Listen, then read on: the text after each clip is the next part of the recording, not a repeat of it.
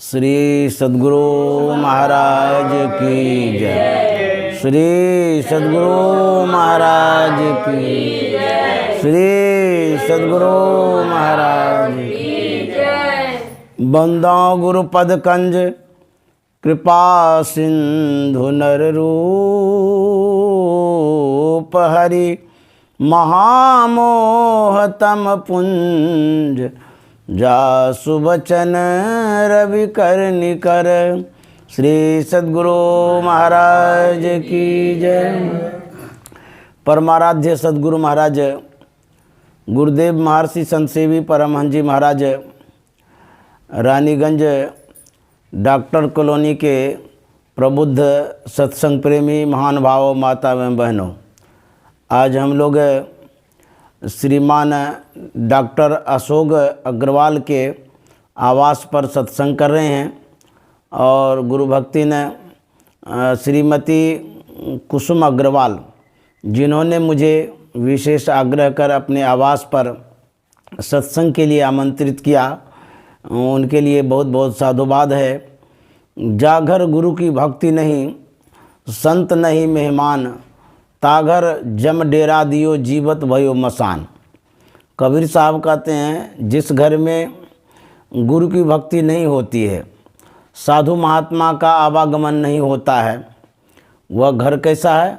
कहते साक्षात जमराज का डेरा है, श्मशान घाट के समान है। वह घर कोई घर नहीं जहाँ साधु महात्मा पधारते नहीं हों, आते नहीं हों।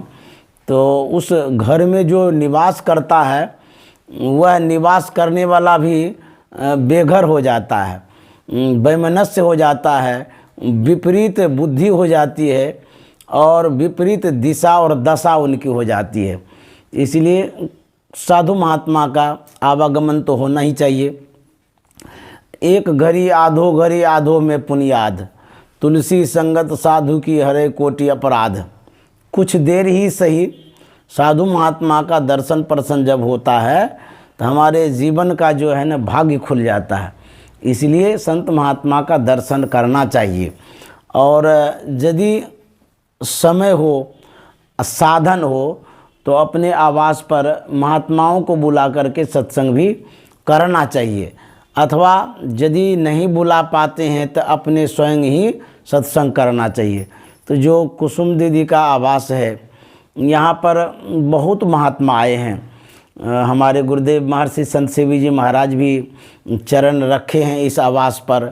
वैसे महान संतों का पदार्पण हुआ है, गुरुदेव जैसे महान विभूतियों का यहाँ आवागमन हुआ है।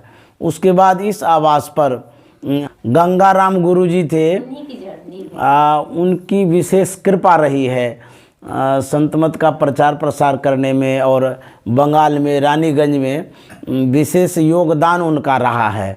मैं उन्हें भी नमन करता हूँ। और हमारे और भी पूज्य महात्मा लोग इस आवास पर आते रहे हैं। मैं भी बहुत बार आया, मेरा भी सौभाग्य रहा है और कुसुम दीदी की श्रद्धा रही है जो मैं यहाँ आ पाया हूँ। इन्होंने स्वसम्मान बुलाया, सत्संग कराया और कराते ही रहती हैं। तो इस तरह से इस आवास में तो साधु महात्मा आते हैं, लेकिन जहाँ नहीं आता है वहाँ के लिए कहा जाता है कि साक्षात श्मशान घाट है। तो साधु महात्मा का दर्शन करना चाहिए, बुलाना भी चाहिए और सत्संग भी करना चाहिए। हम लोग भगवान बुद्ध के जीवन को जानते हैं, भगवान बुद्ध का जीवन कैसा रहा है। जबकि वो राजकुमार थे, वो राजाओं के परिवेश में रहे हैं, संसाधन में रहे हैं और राजा के घर में रहे हैं भगवान बुद्ध।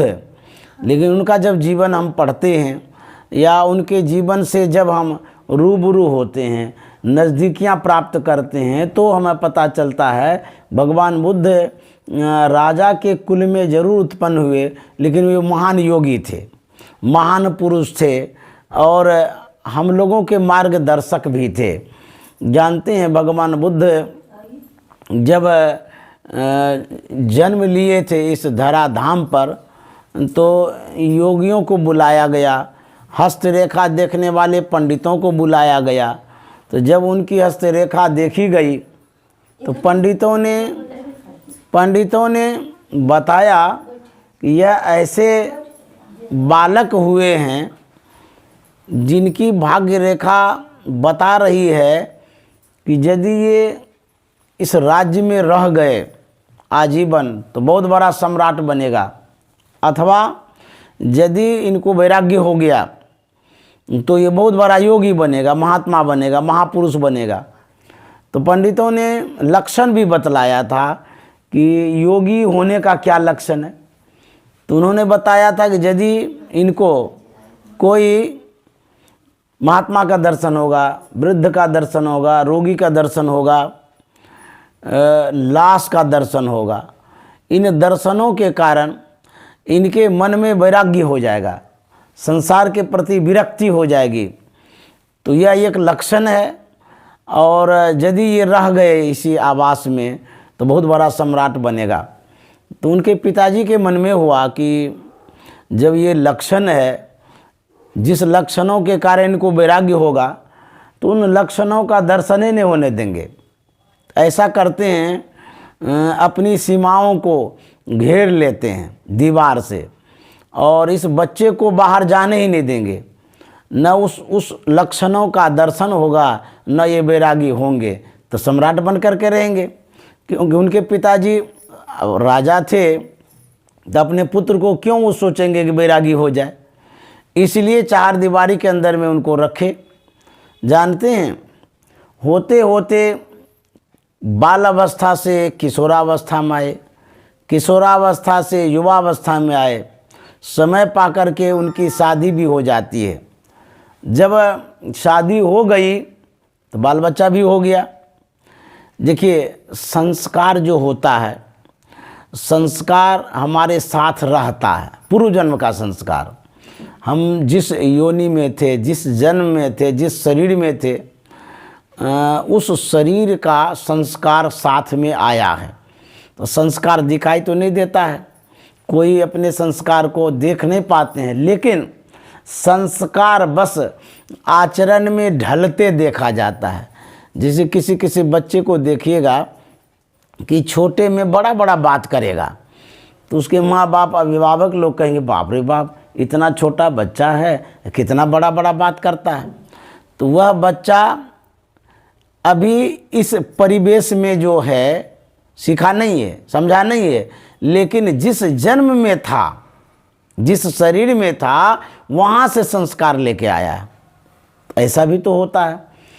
तो गुरु महाराज ने लिखा है, पापों के संस्कार जन्मों के मेरे हैं जो दया कर क्षमा कर मिटाना, गुरुमम सूरत को गगन पर चढ़ाना। तो संस्कार साथ रहता है। तो भगवान बुद्ध के साथ संस्कार था, संस्कार के साथ संयोग यदि नहीं बैठता है तो वो संस्कार जो है ना कार्य सिद्ध नहीं कर पाता है।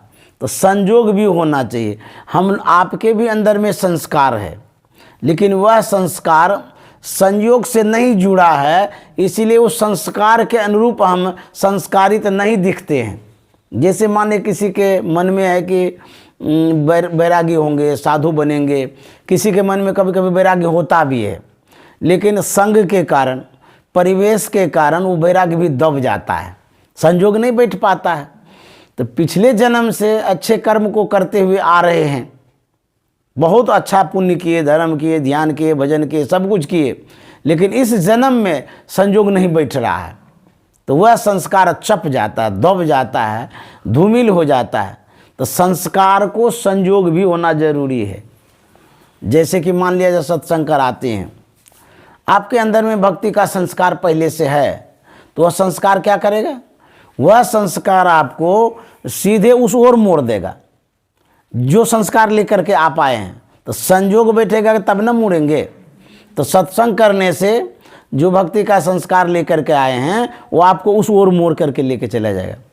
संस्कार बस, संयोग बस, तब आप जाकर के सिद्धि को प्राप्त करते हैं, सही रास्ता को प्राप्त करते हैं, सही मुकाम आपको मिलता है। भगवान बुद्ध को क्या हुआ, संस्कार लेकर के आए हैं लेकिन संयोग बैठ नहीं रहा है। अब देखिए क्या होता है, जब बाल बच्चा भी हो गया तो वह संस्कार इतना प्रेरित करने लगा उनको, प्रभावित करने लगा उनको कि अब वो चार दीवारी में नहीं रह पा रहे हैं। अब उनको लगता है कि नहीं, इससे बाहर होना चाहिए।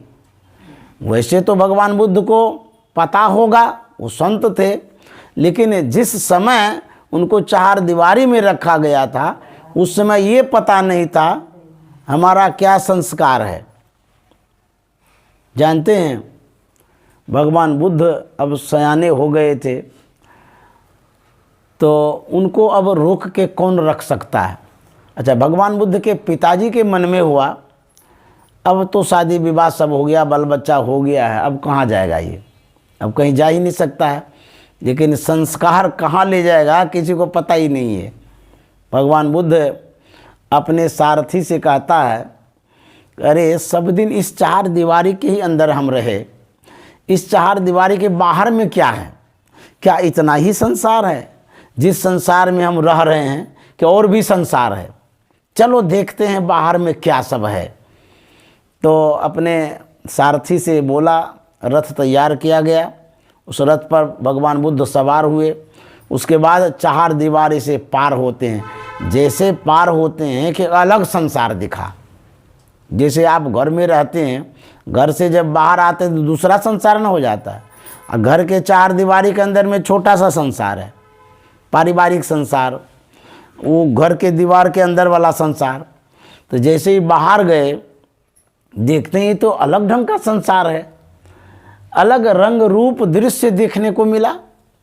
ये तो दूसरा ही जैसा लगता है, हम अंदर में थे ऐसा तो कुछ नहीं था, बाहर में कुछ और है। चलते चलते चलते जानते हैं अब वही लक्षण सामने आता है। समय आ गया, संस्कार साथ दे रहा है। तो संस्कार और समय दोनों जब एक साथ जुड़ता है तो ऐसा संयोग बैठता है, संस्कार के अनुरूप व्यक्ति ढल जाता है और उसी का अनुरूप उनके भाग्य की रेखाएं बनती है और उसी भाग्य के अनुरूप उनको सुख दुख भी होता है। संस्कार का वेट करना चाहिए, जिसको कहते हैं भाग्य, भाग्य का इंतजार करना चाहिए, लेकिन कर्म रत होना चाहिए। कर्म से यदि आप अलग हो जाते हैं तो वह भाग्य और संस्कार काम नहीं करेगा, क्योंकि कर्म करेंगे, क्रिया जब होगी तब ना आप एक चल करके कहीं से कहीं जाएंगे। जैसे मान लीजिए हम अभी आए हैं कुपा घाट से, भागलपुर से यहाँ आए हैं रानीगंज, तो हमने कर्म किया, मेरे साथ भाग्य भी है, मेरे साथ संस्कार भी है, लेकिन मेरे साथ कर्म भी है। ये तीन संयोग हुआ ना, और मेरे साथ समय भी है। वहाँ से चल कर के यहाँ हम कर्म कर रहे हैं, भाग्य लेकर के आए हैं, संस्कार भी लेकर आए हैं। हो सकता है कि हमारे जीवन में अद्भुत परिवर्तन हो, बदलाव आवे, क्योंकि स्थानांतरण भी तो हुआ है, हम कहाँ से कहाँ चल के आए हैं। तो व्यक्ति को कभी कभी बाहर होना भी चाहिए। घरे तक रहेंगे तो भाग्य वो सीमित हो जाती है। तो भाग्य को बदलने के लिए कर्म करना पड़ता है और चेंजिंग करना पड़ता है, बदलाव करना पड़ता है। भगवान बुद्ध जब बदले हैं, स्थान को बदले हैं, भगवान बुद्ध समय के अनुरूप बदल गए हैं। भगवान बुद्ध की आयु भी बहुत बड़ी हो गई है। अब क्या होता है, रथ चलते जा रहा है, चलते जा रहा है, चलते जा रहा है, सामने में एक वृद्ध व्यक्ति मिलता है। तो भगवान बुद्ध ने कुछ अलग ढंग से देखा। भगवान बुद्ध को वैसा व्यक्ति मिला ही नहीं था देखने को। पूछ बैठे कि ये कैसा व्यक्ति है। बूढ़ा आदमी तो रंग रूप चेहरा आकार प्रकार से भी दूसरे जैसा दिखता है। भगवान बुद्ध तो युवावस्था में थे। तो छंदक ने कहा ये वृद्ध व्यक्ति है, बूढ़ा आदमी है। तो भगवान बुद्ध पूछते हैं कि बूढ़ा क्या होता है। तो उसने कहा कि ये जो शरीर है इसकी अवस्था है, ये जैसे जन्म लेना, बढ़ना, युवापन में आना, फिर वृद्धापन में आना, ये जन्म और मृत्यु जड़ा अवस्था जो है ये शरीर की अवस्था है। इस अवस्था में व्यक्ति परिणत होता है, बदलते रहते हैं। तो भगवान बुद्ध ने पूछा, मैं जिस अवस्था में हूँ क्या मेरी भी ये अवस्था होगी जो मैं देख रहा हूँ? छंदक ने कहा, हाँ आप भी मनुष्य हैं, आपने जन्म धारण किया, युवावस्था में, वृद्धावस्था में आप आएंगे। बोले अच्छा, इस शरीर की ये गति होती है, छोटे रहते हैं, जवान होते हैं, फिर बूढ़े हो जाते हैं। बोले हाँ, जो इस संसार में आते हैं उनको बूढ़ावस्था में आना ही पड़ता है, उस अवस्था को देखना ही पड़ता है, फिर आगे बढ़ता है। जाते जाते एक रुग्ण व्यक्ति मिलता है, बीमार आदमी मिलता है और स्वस्थ आदमी मिलता है, करा रहा था, छटपटा रहा था, विचित्र तरह से वो बेचैन था। भगवान बुद्ध ने कहा, रुको, ठहरो, इन व्यक्तियों को देखो तो ये कैसे कर रहा है, ऐसा क्यों कर रहा है ये? तो छंदक ने कहा कि वो स्वस्थ आदमी है, बीमार आदमी है, बीमारी के कारण ऐसा ये कर रहा है। बोले बीमारी क्या होती है? तो छंदक ने कहा, सारथी ने कहा, शरीरम व्याधि मंदिरम, ये शरीर जो है रोगों का घर है।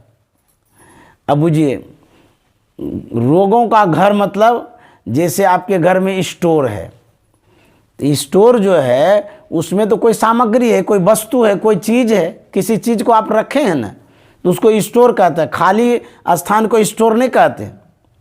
तो शरीर जो है स्टोर है, कौन चीज़ का? रोग का। अब बुझिए, रोगों का घर हो। अब कल्पना करिए हम किस समय कब्जे में आ जाएंगे। किसके कब्जे में? रोग के कब्जे में, बीमारी के कब्जे में। कब दबोच लेगा कोई ठिकाना है? गुरूर मत करिए कि हम बीमार नहीं होंगे, ये हो ही नहीं सकता है। जितने भी मनुष्य हैं कहते हैं शरीरम व्याधि मंदिरम, शरीर रोगों का घर है, वो आज नहीं कल उभरेगा, दिखेगा, पता चल जाएगा। शरीर की अवस्था बढ़ती रहती है, शरीर का जितना पार्ट्स है, जितना जो कुछ भी है सब कमज़ोर होते जाता है, होते होते रोग जो है ना कब्जा करना शुरू कर देता है। तो उन्होंने कहा कि ये रोगी हो गया, बीमार हो गया है, इसीलिए बेचैन है ये। भगवान बुद्ध ने कहा, क्या मैं भी मनुष्य हूँ तो मैं भी बीमार हो जाऊँगा? बोले हाँ, जो भी मानव है बीमारी अवश्य होगी, कम या बेसी। बोले अरे ऐसा भी होता है, लोग बीमार भी होता है और इतनी बेचैनी होती है? बोले हाँ। फिर रथ को आगे बढ़ाया गया, बढ़ते बढ़ते बढ़ते बढ़ते एक लाश सबको कंधे पर लेकर के 4 आदमी उठा करके आ रहा था और बोल रहा था, राम नाम सत्य है, सबका यही गत है। भगवान बुद्ध ने जो वो देखा, कभी देखा तो था नहीं, आश्चर्य से पूछता है, ये क्या है? ये 4 आदमी हैं, वो जो अर्थी लगी हुई है उस पर क्या है? बोले कि उस पर लाश है, मुर्दा है, मरा हुआ आदमी है। बोले रुको रुको रुको, देखने दो। भगवान बुद्ध देखने लगे तो देखते हैं कि पड़ा हुआ आदमी है, पूरा मरा हुआ आदमी है, और पूछते हैं कि ये क्या होता है? बोले कि जो जन्म लेता है वो मरता है, ध्रुव निश्चित है, जन्म लेना और मरना। जिसने भी जन्म लिया है उसको मरना ही पड़ता है, चाहे रोग से मरे, चाहे एक्सीडेंट से मरे, चाहे हार्ट अटैक हो जाए, कुछ भी कारण हो जाता है मरने का, अथवा चाहे बीमारी आपको नहीं भी है, होते होते होते एक दिन ऐसा समय आता है ऑटोमेटिक मृत्यु होती है। चाहे 100 बरस आप जिंदा रहिए तब भी तो मरना ही पड़ता है। एक दिन ये शरीर छूटता है, संसार छूटता है, सब कुछ छूट जाता है। तो छंदक ने समझाया ये मरा हुआ आदमी है, इसकी आयु समाप्त हो गई है, और इसको कहाँ ले जा रहा है? बोले कि इसको शमशान घाट ले जा रहा है। बोले क्या करेगा? बोले इसको जला देगा, जला करके राख कर देगा और सब के सब घर लौट आएंगे। भगवान बुद्ध पूछते हैं, मैं भी मानव हूँ, क्या मैं भी मरूंगा? बोले हाँ, आपको भी एक दिन मरना होगा। बोले अरे राम, ऐसा होता है? जन्म लेना होता है, बीमारी होती है, बुढ़ापा आती है, मरना भी पड़ता है। भगवान बुद्ध को वैराग्य होते जा रहा है ये सब सोच करके कि ये गतियाँ होती है जीव की, ऐसी दशा होती है। बोले ठीक है अब आगे बढ़ाओ। रथ को आगे बढ़ाया गया। होते होते होते एक अंतिम और अद्भुत दृश्य भगवान बुद्ध देखते हैं। क्या? एक महात्मा, लंबी लंबी दाढ़ी है, पका हुआ बाल है, गैरिक वस्त्रधारी हैं, बुजुर्ग हैं, वृद्ध हैं, भजन करते हुए आ रहे हैं और उमंग उत्साह आनंद में हैं। कोई गम नहीं, कोई फिक्र नहीं। साधु महात्मा को क्या है, अपने भजन में मगन है। भगवान बुद्ध ने जो देखा महात्मा को, वो तो सबसे अलग दिखा। सब ये जो घटनाएं घटी इनसे सब अलग थे। वो तो बोलते हैं कि ये क्या है, ये तो अलग ढंग से दिख रहे हैं। तो छंदक ने समझाया कि ये महात्मा है। बोले महात्मा क्या होता है, क्या कर्म होता है उनका, क्या करते हैं, ऐसा क्यों ये दिखते हैं? ये तो सबसे अलग दिखते हैं, खुशी दिखते हैं, प्रसन्न दिखते हैं, इनको कोई चिंता ही नहीं है, न बीमार है न कुछ भी है। बोले जो महात्मा होते हैं इन सभी दुखों से, इन सभी घटनाओं से ऊपर होते हैं। वो जन्म जरूर लेते हैं, अवस्थाएं जरूर बदलती रहती हैं, लेकिन वो जो भजन करते हैं, भजन करने से उनके अंदर में आनंद होता है। वो उमंग में रहते हैं, उत्साह से रहते हैं, संसार से विरत रहते हैं, अलग रहते हैं, मोह ममता से वो छूटे रहते हैं। उनको संसार का कोई गम ही नहीं है, भजन में आनंद ही आनंद मनाते रहते हैं। और क्या होता है, भजन करने से जन्म जरा मृत्यु से वो छूट जाते हैं। न जन्म होता है, न उस रोग को ग्रसित होता है, न आवागमन होता है, सभी से मुक्ति मिल जाती है। भगवान बुद्ध ने कहा अब रथ को आगे मत बढ़ाना। जो समाधान था वो मिल गया, जो समस्याएं थी उनका निराकरण मिल गया। अब आगे मत बढ़ाओ, घर की ओर लौटो। वहीं से भगवान बुद्ध लौटते हैं, घर आ जाते हैं। वही चिंतन करने लग जाते हैं कि जन्म होता है, रोग ग्रसित होते हैं, अवस्था बदलती रहती है, बूढ़े अवस्था में आते हैं, मृत्यु होती है, जला करके राख कर दिया जाता है। और ये जीवन की घटना है, कोई भी हो। और ये जो महात्मा बनते हैं, महात्मा बनने से इन सब से मुक्ति मिल जाती है। सबसे अच्छा वही है। भगवान बुद्ध जरूर परिवार के साथ थे, लेकिन इन घटनाओं से वो झकझोरे चले गए, हिल गए, वैराग्य हो गया, उथल पुथल मच गया भीतर में कि कब घर को छोड़ें, कब महात्मा बने, कब उनके जैसा करें। मन में तीव्रतर वैराग्य हो गया। जैसे कि पानी को जब चढ़ाते हैं उबालने के लिए, तो जितनी देर रखते हैं और उबकते रहता है। तो जितना दिन बढ़ते जा रहा था, वैराग्य उतना ही तीव्र होते जा रहा था, तीव्रतर। अंतिम में क्या होता है, वैराग्य ये प्राकृतिक देन भी है, संस्कार बस होता है, नेचुरल भी है, परमात्मा की प्रेरणा भी होती है। व्यक्ति किस ओर मुड़ेगा, यह एक अंतर की प्रेरणा है, भीतर की प्रेरणा है, प्रभु प्रेरणा कहिए। वैराग्य हो रहा था। अब देखिए संजोग क्या होता है। तो जिसको वैराग्य होता है वो पूछने नहीं जाता है कि हमको वैराग्य हो गया, हम घर छोड़े कि नहीं छोड़े। ऐसा किसी के जीवन में नहीं होता है। मेरे भी मन में जब वैराग्य हुआ था तो किसी से कहे भी नहीं, एकाएक उफान आ जाता है, तूफान आ जाता है जीवन में। उस समय कुछ भी नहीं सूझता है, आगे खाई है कि कुआं है कि दुख है कि पहाड़ है, कुछ सूझता ही नहीं है। एकाएक अटैक होता है वैराग्य का, सब कुछ त्याग देते हैं। और कुछ भी मन में नहीं होता है कि घर छोड़ रहे हैं दुख होगा, घर छोड़ रहे हैं कष्ट होगा, घर छोड़ रहे हैं बीमारी होगी, बैंक बैलेंस तो है नहीं, पॉकेट में एक पैसा नहीं है। अब बुझिए वैराग्य विचित्र होता है, कुछ भी नहीं है। अब एक आशा है, वह आशा है लक्ष्य का, उद्देश्य का, परमात्मा का, भक्ति का, भजन का। कुछ तो लक्ष्य होता ही है। भगवान बुद्ध के मन में यही वैराग्य हुआ कि नहीं, सब कुछ छोड़ करके हम भजन करेंगे जिसमें आनंद आता है। न एक पैसा लेते हैं, न परिवार को पूछते हैं, न किसी को कुछ जताते हैं, न बताते हैं, कुछ भी नहीं। पूरा चुपचाप अर्धरात्रि में घर का त्याग करते हैं। यदि आप बता करके बैरागी बनते हैं, आप बैरागी तब नहीं बन सकते, हो ही नहीं सकता ऐसा। बैरागी जो होता है वो समझिए अंधा होता है, वो बहरा होता है, वो लंगड़ा लुल्ला होता है।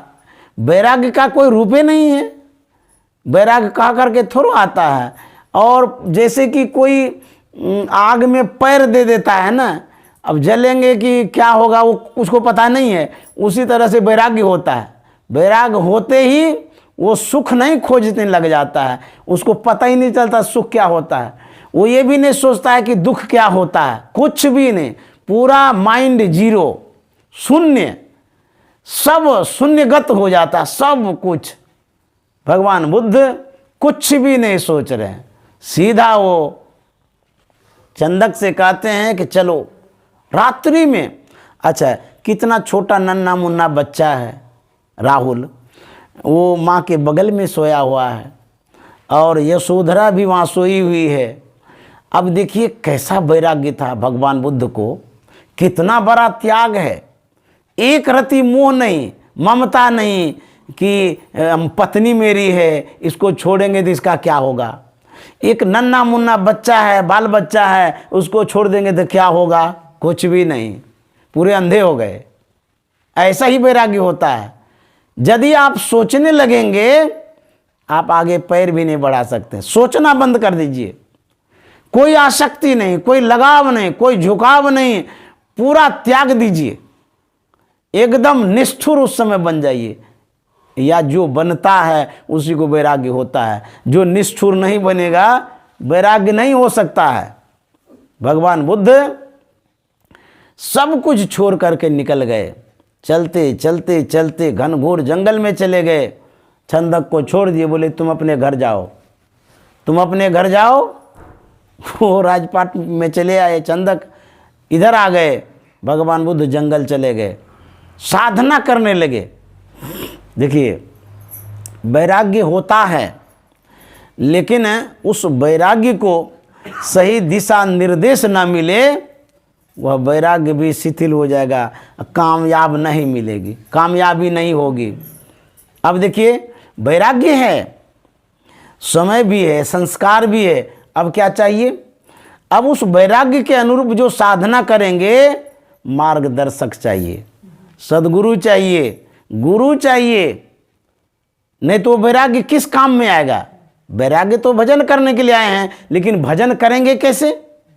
इसके लिए मार्गदर्शक की आवश्यकता है। भगवान बुद्ध उस जंगल में साधना तो कर रहे थे, अपने ढंग से कर रहे थे, अपने मन से कर रहे थे।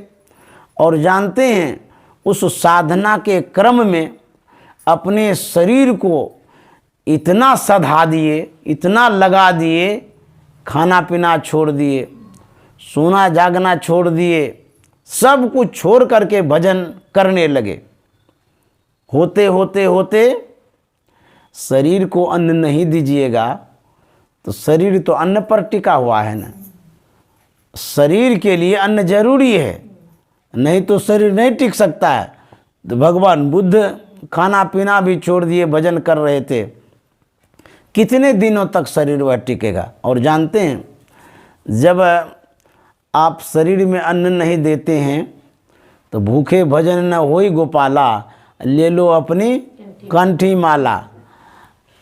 भजन नहीं होता है। और यदि पेट में अन्न नहीं रहेगा ना, भगवानों नहीं सूझेगा, कोई भक्ति नहीं सूझेगी, कोई ध्यान नहीं सूझेगा, कोई सत्संग भी नहीं सूझेगा। जब पेट भरा रहता है ना तो सत्संग भजन अच्छा लगता है। अब पेट खाली रहे और तब सत्संग करके दिखा दीजिए, तो या पूजा करके दिखा दीजिए, भगवान को मान करके दिखा दीजिए।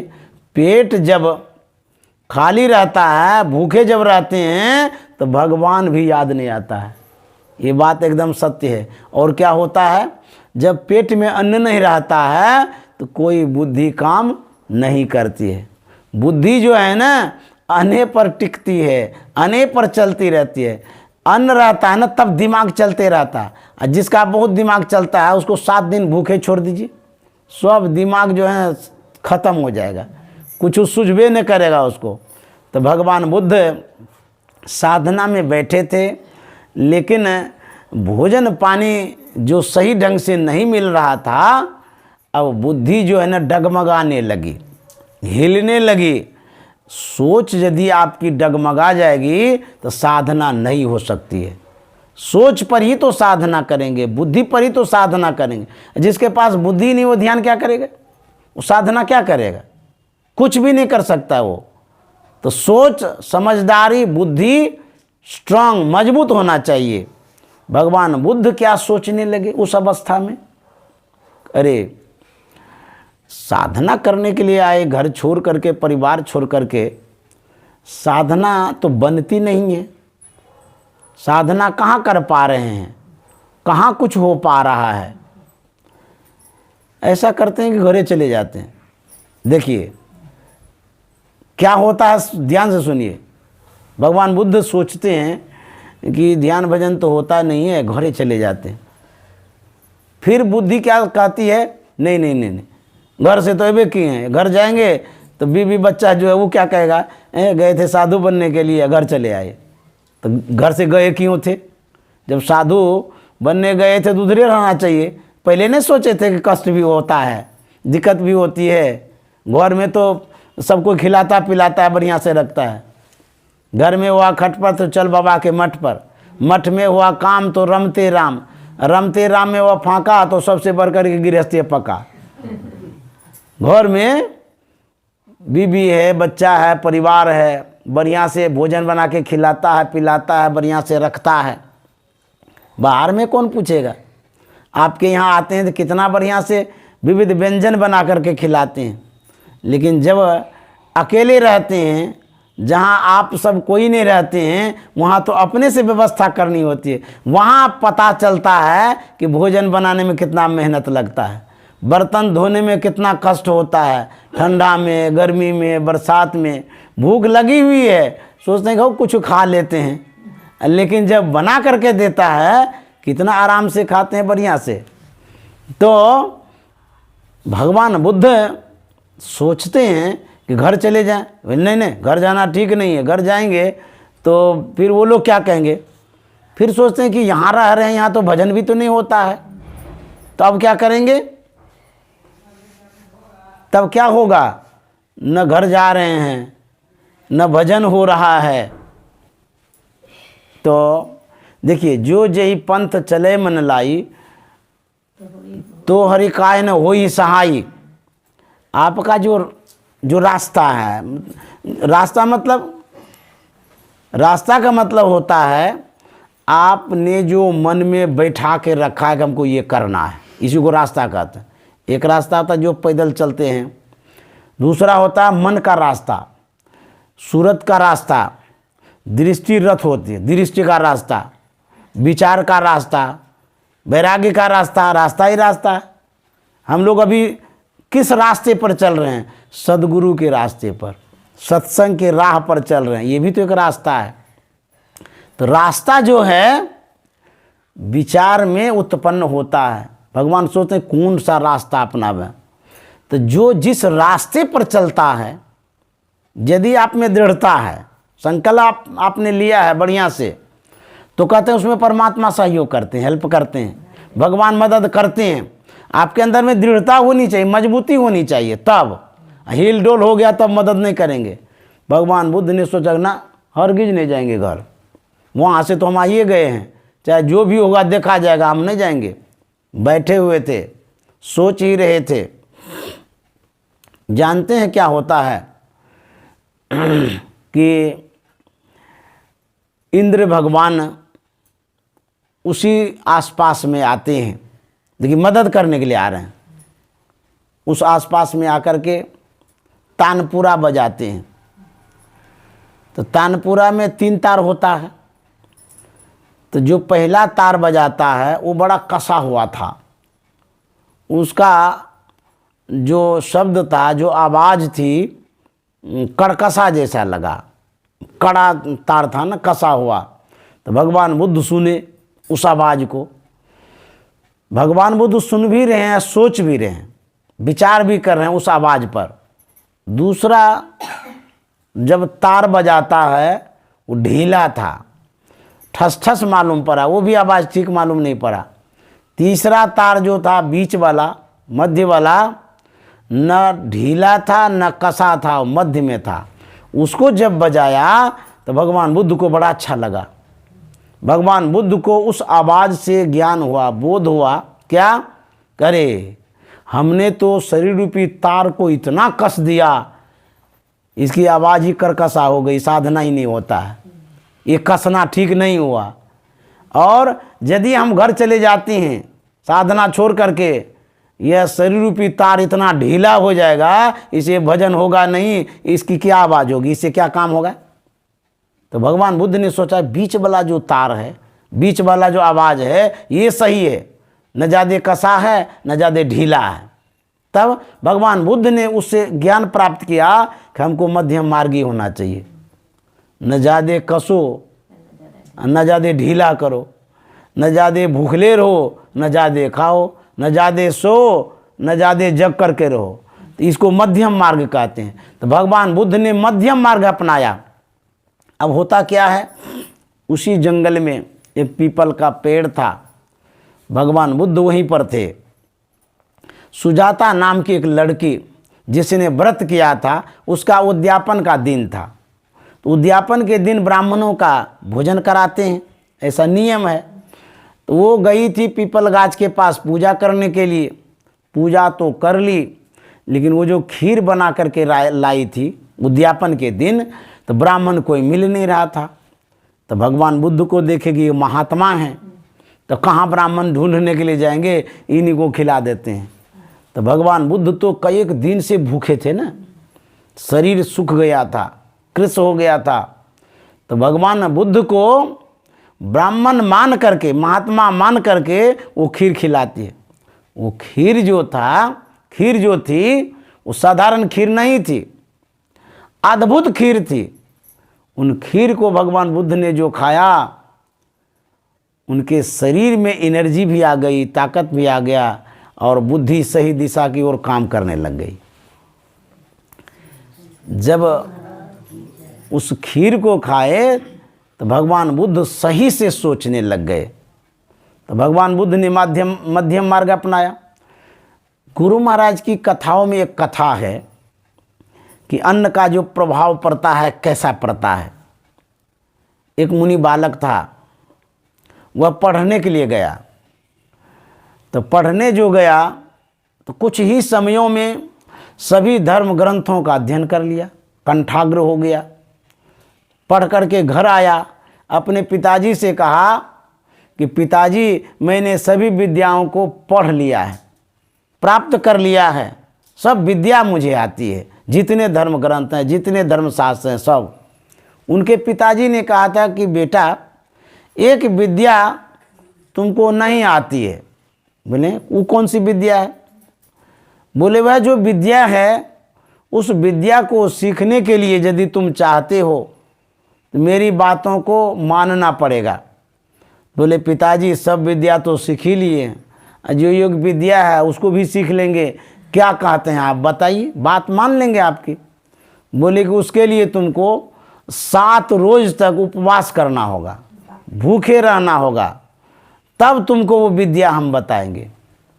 तो बोले कि कर लेंगे, इसमें क्या है, इतना हम ज्ञान प्राप्त कर लिए हैं सभी धर्मशास्त्रों को, तो एक विद्या के लिए 7 रोज भूखे रहना होगा, तो भूखे रह लेंगे। तो बोले जाओ। तो 7 रोज तक वह मुनि बालक भूखे रहा। उसके बाद 7वें रोज आया पिताजी के पास। बोले पिताजी, आपने जैसा कहा था वैसा मैंने किया, 7 रोज मैंने उपवास किया है, आज 7वां रोज है, आप वो विद्या हमको बता दीजिए जिस विद्या की कमी रह गई है। उनके पिताजी ने कहा कि एक बात और पूछना चाह रहे हैं। बोले पूछिए। बोले फलाने वेद की जो फलानी ऋचा है, स्वस्वर उच्चारण करके उसको बताओ। वो लड़का कहता पिताजी, वो ऋचा पीचा कुछ भी याद नहीं है, कुछ यादें नहीं है, अभी कुछ भी याद नहीं, इतना भूख लगा है, इतना जोर से पेट जल रहा है, जीरो भी याद नहीं हमको, कुछ भी नहीं, हम कुछ भी नहीं कह सकते हैं। अभी कुछ भी पूछिएगा तो हम नहीं बताएंगे। बोले बेटा जाओ भोजन करने, भोजन करके आओ। गया भोजन करने के लिए, 7 रोज का भूखा, भर पेट खाया, अघा करके खाया, टनाटन हो गया। आया पिताजी के पास, बोले पिताजी अब बताइए, हम सब कह देंगे, सब याद आ गया हमको, अब बताइए जो ये विद्या रह गई है। बोले कि बेटा वो तो तुमको मैंने बता दिया। बोले अभी कहाँ बताए? बोले तुमको समझ में नहीं आया? बोले ना, कहाँ कुछ समझे, आप कुछ बताए भी नहीं।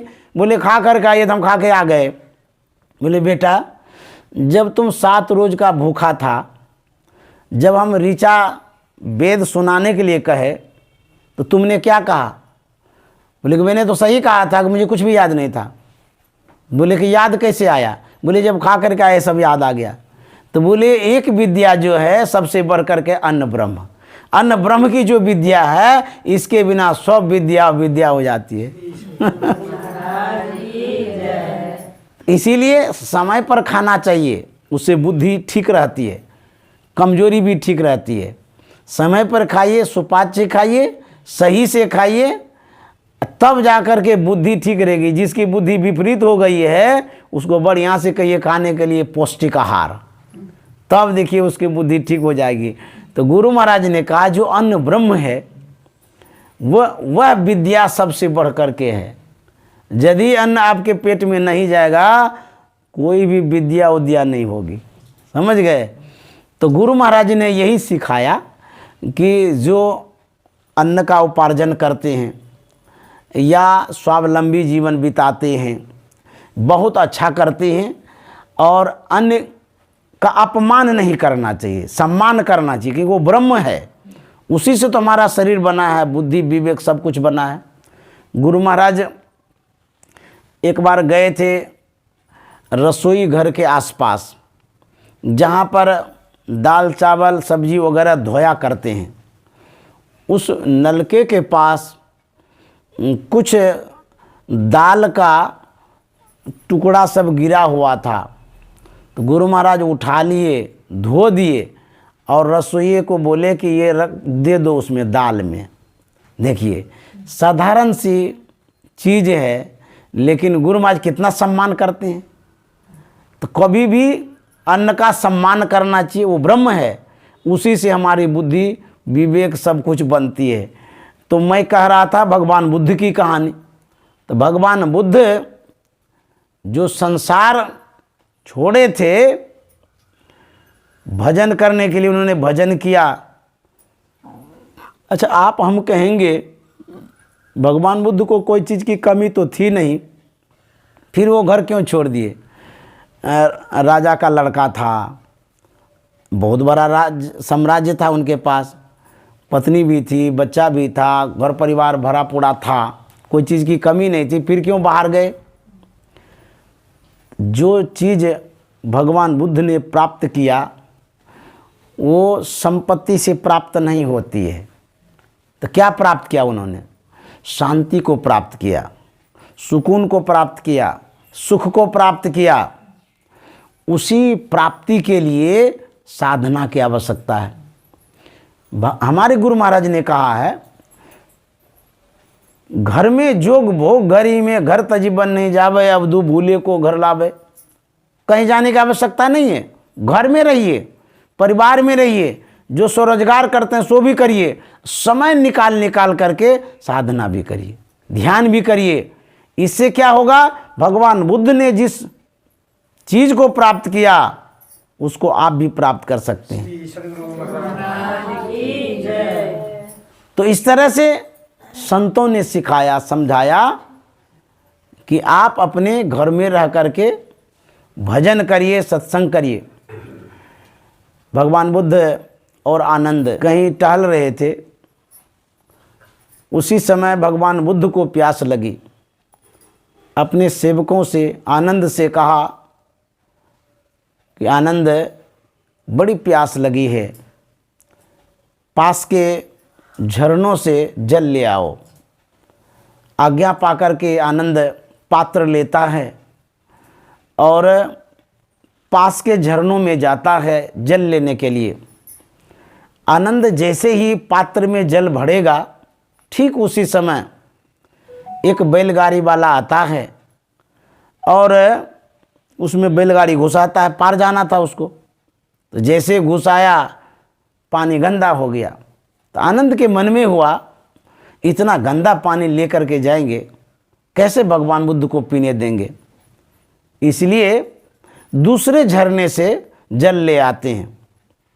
आनंद वहाँ से मुड़ता है, दूसरी ओर जाता है, लेकिन फिर उनके मन में होता है, तो भगवान बुद्ध ने तो कहा था इस झरने से जल लाना, और दूसरे झरने से हम लाने के लिए जाएंगे, कहीं पूछ दिए तो कहाँ से लाया। तो जो सच्चे सेवक होते हैं, अथवा आप जिसके पास रहते हैं, कोई भी आपका कोई बुजुर्ग आदमी है, बड़ा आदमी है, किसी की सेवा में आप रहते हैं, माता पिता भाई बंधु, कोई भी, देश सेवा हो, कुछ भी सेवा हो, तो जो आपके पेरेंट्स हैं, गार्जियन हैं, मालिक हैं, जो आपके हेड हैं, अगवा हैं, उनके इच्छा के विरुद्ध कुछ भी नहीं करना चाहिए।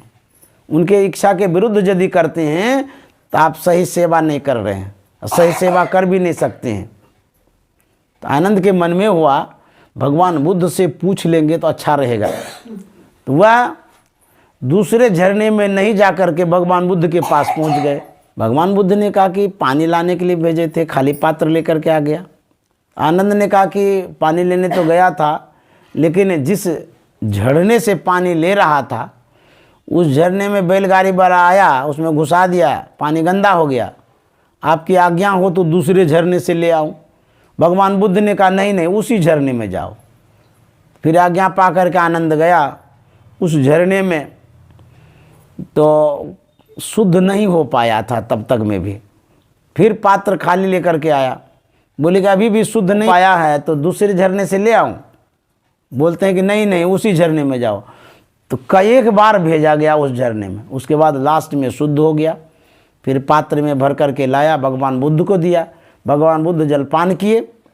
उसके बाद भगवान बुद्ध ने कहा कि आनंद, जिस तरह से उस झरने का जल बैलगाड़ी के घुसने से अपवित्र हो गया, पेय हो गया, अशुद्ध हो गया, ठीक उसी तरह से मानव के मन में विकार रूपी बैलगाड़ी चलते रहता है। इसका मतलब ये नहीं कि हम पलायन कर जाएं। धैर्य रखो, धीरज रखो, पेशेंस रखो, समय आएगा शुद्ध होगा। तो उसी तरह से भगवान बुद्ध ने कहा साधकों को, घबराइए नहीं, धैर्य से रहिए। गंदा तो होते रहता है, हर क्षण क्षण में गंदा होता है। विकार कब नहीं उत्पन्न होता है, मन तो विकार युक्त है। सुबह से लेकर के शाम तक कभी काम, कभी क्रोध, कभी लोभ, कभी मोह, कभी ईर्षा, कभी द्वेष, कभी अहंकार नहीं होता है। तो सुबह से शाम तक तो बैलगाड़ी चलते रहती है। इसका मतलब ये नहीं कि हम छोड़ दें, साधना ही नहीं करें। घबराइए नहीं, धैर्य से रहिए। धीरज धरी संशय नहीं रखाऊं, नाम भरोसे रहो। धैर्य से रहेंगे तो आपका काम बनेगा। धीरज धरे तो कार्य सरे। अरे मन धीरज काहे न धरे। धैर्य रखिएगा तो काम बनेगा, अधीर हो जाइएगा सब काम बिगड़ जाएगा। तो भगवान बुद्ध ने ये भी कहा था। एक बार भगवान बुद्ध बैठे हुए थे, कोई मूढ़ व्यक्ति आता है, भगवान बुद्ध के पास आकर के भगवान बुद्ध को अपमानित करने लगता है, अपशब्दों के द्वारा, अनर्गल बातों के द्वारा। जानते हैं, भगवान बुद्ध ने कहा आओ मित्र। ये संत कैसे होते, क्या सिखा रहे हैं संत कि यदि मान लिया जाए कोई आपको अपमानित करता है, आपकी कोई गलती नहीं है, फिर भी आप सम्मान कर दीजिए। उनका स्वभाव वैसा करने का, करने दीजिए। आप अपने स्वभाव को क्यों बदलिएगा, अपने स्वभाव के अनुरूप चलिए। तो भगवान बुद्ध ने जो कहा आओ मित्र, वो और गुस्सा गया, पिनक गया, हम मित्र उत्र नहीं हैं आपके। तो भगवान बुद्ध ने देखा कि ये गुस्सा कर रहा है, तो चुप हो गए। जो व्यक्ति आपके विपरीत है, जवाब देना ही बंद कर दीजिए। कितना वो बकेगा, कितना बोलेगा, अपने तो शांत होगा कभी। भगवान बुद्ध चुप हो गए, जितना भी बोलते गया चूं भी आवाज़ भी नहीं किए, बोल भी नहीं किए, जाओ तुम बोलते रहो। तो अकेले कितना बोलेंगे, बोलते बोलते बोलते वो चुप हो गया, थक गया। तब भगवान बुद्ध कहते हैं कि मित्र ये बतलाओ। देखिए भगवान बुद्ध को अपमान कर रहे हैं, फिर भी वो मित्र कह रहे हैं, यही सब सीखने का चीज़ है। कहते हैं मित्र ये बतलाओ, यदि तुम्हारे पास कोई संदेशा लेके आया हो, वह संदेशा तुम्हें पसंद ना हो तो किनका होगा? वो आदमी क्या कहता, किनका होगा? जो लाया उनका होगा। तो भगवान बुद्ध ने कहा कि मित्र तुमने जो कुछ भी मुझे सुनाया मैंने एक भी स्वीकार नहीं किया, सब तुम्हारे पास रह गया। इतने लज्जित हुए, चरणों में गिर गए, बोले कि माफ़ कर दीजिए, ऐसी ऐसी बातें मैंने कही है आपको, आपने एक भी स्वीकार नहीं किया, वो मेरे पास रह गया। बाप रे बाप ये क्या हो गया? तो उनको लाज लगा। तो उसी तरह से यदि आप पेशेंस रखेंगे, सहेंगे, बर्दाश्त करेंगे, तो जो विपरीत आदमी है अनुकूल बन जाएगा, जो पराया है अपना बन जाएगा। गुरु क्या करते हैं, संसार के लोगों की जो लोगों के अंदर में जो अवगुण है, उस कारण से संसार के लोग अपमानित करते हैं, संत को अपमानित करते हैं। तो संत सब सहते हैं। अब माँ के गोद में बच्चा है, अब लात भी फेंकता है छोटका बच्चा, उसके बाद पैखाना भी कर देता है, वो नोचने भी लग जाता है छोटका बच्चा, तो माँ क्या उठा के फेंक देगा गड्ढा में? नहीं नहीं, ऐसा नहीं करेगी। वो तो समझती का बोध है, अज्ञानी है, उसमें भी माँ को प्यार ही सूझता है। अब बच्चा तो बच्चा, उसको क्या सूझेगा, लेकिन वो लात फेंके कुछ भी फेंके सब बर्दाश्त करती है। जब बर्दाश्त करते करते करते करते इतना बर्दाश्त करती है, जब बड़ा हो जाता है वही बच्चा जब माँ की सेवा करता है, उस समय माँ को इतना सुकून लगता है कि मैंने जो तपस्या किया उसका ये फल मिल रहा है। माँ को मानता है, सम्मान करता है। तो उसी तरह से धैर्य जब रखेंगे, ये एक तपस्या है। आप यदि धीरज से रहेंगे, ये बहुत बड़ी तपस्या है। धीरज धर्म मित्र अरु नारी, आपद काल पर खेचारी, ये बहुत बड़ी तपस्या है।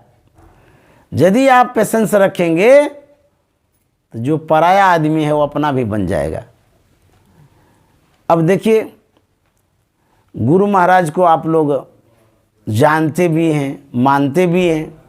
गुरु महाराज कितने सहनशील थे ये हम बतला रहे हैं। वो भी एक संत थे, महान पुरुष थे। तो उनके अंदर में धीरता कितनी थी, गंभीरता कितनी थी, सहनशीलता कितनी थी। 1933 ईस्वी की बात कह रहे हैं, जब कुप्पा घाट अव्यवस्थित था। उस समय कोई महात्मा नहीं थे, कोई नहीं थे। गुरु महाराज आए थे, जहाँ पर गुफा है, जो देखे होंगे उनको पता होगा। उस जगह एक टीला था, उसी टीला पर गुरु महाराज टिके हुए थे। उनके साथ में एक रसोइया था। रसोइये से कहा कि तुम भोजन बनाओ, मैं गुफा में जा कर के ध्यान करता हूँ। जब तक मैं ध्यान करता हूँ तब तक मैं भोजन बन जाएगा, उसके बाद खाएंगे पिएंगे।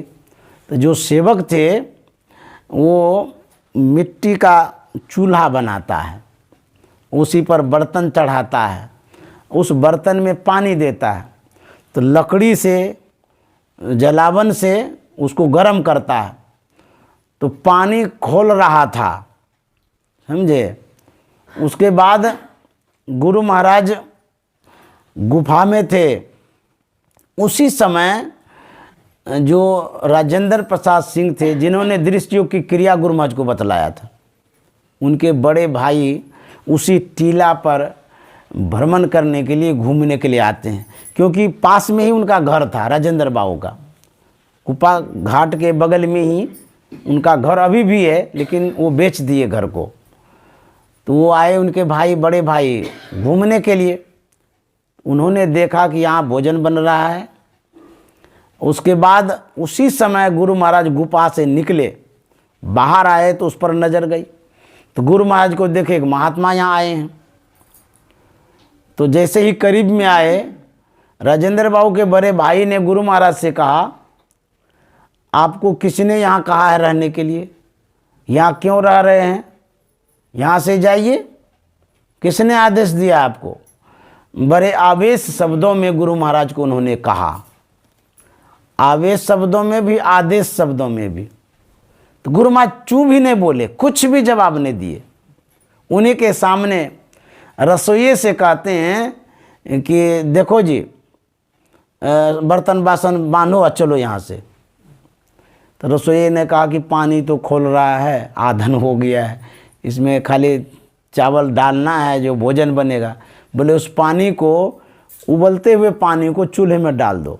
गुरु महाराज ने कहा। तो आज्ञा पा करके अब क्या जो आज्ञा होगी करेंगे। तो सब पानी चूल्हे में डाल दिया। वो देख रहे थे, राजेंद्र बाबू के बड़े भाई देख रहे थे कि बात क्या हो रही है। गुरु महाराज कुछ भी नहीं बोलते उनसे, उसको पानी में डाल दिया। सब बर्तन बासन बांधने लगे। जब कंप्लीट बांध लिए, अब उठा करके चलेंगे, तब तक में राजेंद्र बाबू के जो भाई थे उनका दिल पिघल गया। श्री सद्गुरु महाराज की जय। उन्होंने सोचा गए रे महात्मा है, मैंने कहा यहाँ से जाने के लिए, ये ठीक नहीं लगा। कभी तो आत्मा शुद्ध होता है ना, कभी तो परिवर्तन होता है, ये ठीक नहीं हुआ। महात्मा को हम कह दिए जाने, ये कुछ भी नहीं बोला, हमको जवाब भी नहीं दिया और जा रहे हैं, ये अच्छा नहीं लग रहा है। तो राजेंद्र बाबू के भाई ने कहा कि देखिए आपको दुख हो गया क्या मेरी बातों से? गुरु महाराज ने कहा नहीं नहीं, हमको दुख उख नहीं हुआ, आप हमारे दृश्य योग क्रिया बतलाने वाले के बड़े भाई हैं, आपकी आज्ञा का पालन करना मेरा फर्ज है, मैं आपकी आज्ञा का पालन कर रहा हूँ। आप तो बोले जाने के लिए, तो मैं कैसे रुकूं?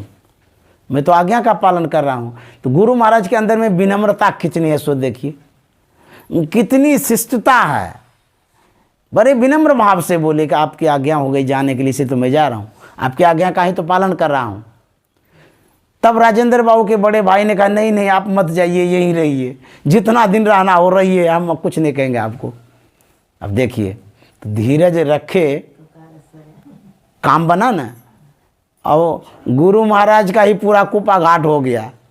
कहाँ तो भगा रहे थे कि यहाँ से चले जाइए, अब पूरा कुप्पा घाट उनके जिम्मे आ गया। किस कारण से? धैर्य के कारण से, विनम्रता के कारण से, सुशीलता के कारण से, दीनता के कारण। आप यदि कब्जा करना चाहते हैं तो आपके अंदर में यदि प्रेम है तो पूरी दुनिया आपकी है, यदि प्रेम नहीं है तो घर भी नहीं आपका है। घरों से लोग बाहर कर देगा, भागो यहाँ से, आपका परिवार भगा देगा यहाँ से। और यदि प्रेम है तो पराया भी अपना बन जाता है। एक बार हथौड़ा ने चाबी से कहा था, कह रे चाबी तू तो पतली है, दुबली है, छोटी सी है, तुम्हारे में कितनी शक्ति है जो बड़े बड़े तालों को तुम खोल देती हो। हथौड़ा कहता है कि मैं तो मोटा हूँ, तगड़ा हूँ, मेरे पास बहुत लोहा भी है, रहता है ना लोहा, तो मैं छोटे छोटे ताले को भी नहीं खोल पाता हूँ, तू कैसे खोल देती है? चाबी क्या जवाब देती है? देखो जी, मैं ताले के अंतःकरण में जाती हूँ, भीतर घुसती हूँ, जाकर के मैं प्रेम से निवेदन करती हूँ, ताला खुल जाया करता है। आप प्रेम से नहीं, चाबी कहती है हथौड़ा से, तुम प्रेम से नहीं प्रहार से खोलना चाहते हो, चोट दे करके, इसीलिए कोई ताला नहीं खुलता है। हम चोट उठ नहीं देते हैं, प्रेम से जाकर के कहते हैं तो खुल जाता है। तुम छोटका ताला भी नहीं खोलते हो, बड़का बड़का ताला खोल देते हैं।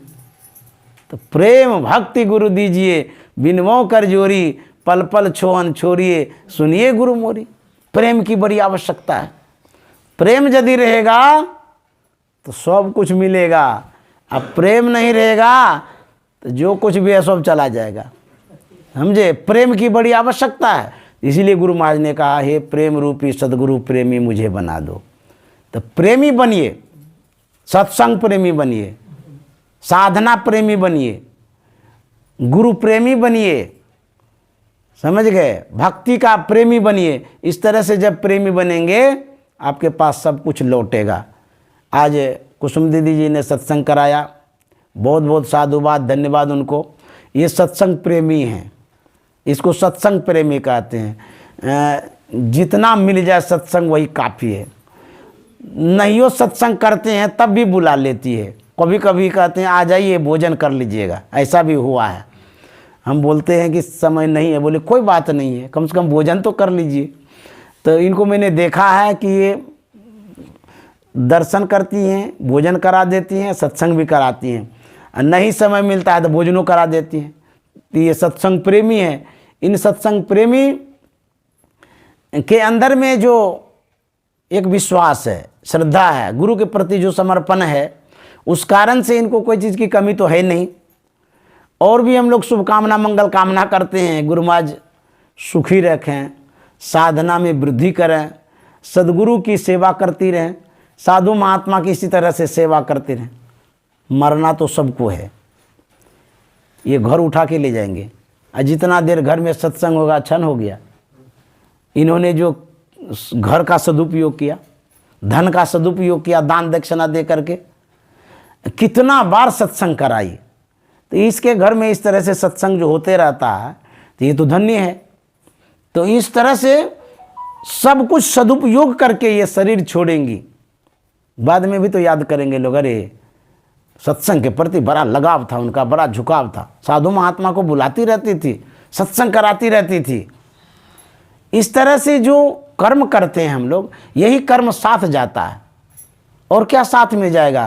तो यही जो कुसुम दीदी ने किया, इसके लिए मैं साधुवाद देता हूँ, धन्यवाद देता हूँ। यहाँ गुरुदेव भी आए हुए हैं, साधु महात्मा आते ही रहते हैं। और इस तरह से सत्संग भजन करते रहें। इस नए साल में 2023 ईस्वी में यही शुभकामना मंगल कामना करते हैं। और आप जो इतने सत्संग प्रेमी आए हुए हैं, आपके लिए भी साधुवाद है, शुभकामना है, मंगल कामना है। आप लोग भी इस नए साल में उमंग और उत्साह के साथ सत्संग करते रहिए। इस नए साल का जो प्रारंभिक महीना है, जनवरी महीना है, उसका आज अंतिम दिन है। आज 31 तारीख है, ये भी बढ़िया है। अंत भला तो सब भला। आज 31 तारीख को हम लोग गंगा नहा लिए। श्री सद्गुरु महाराज की जय।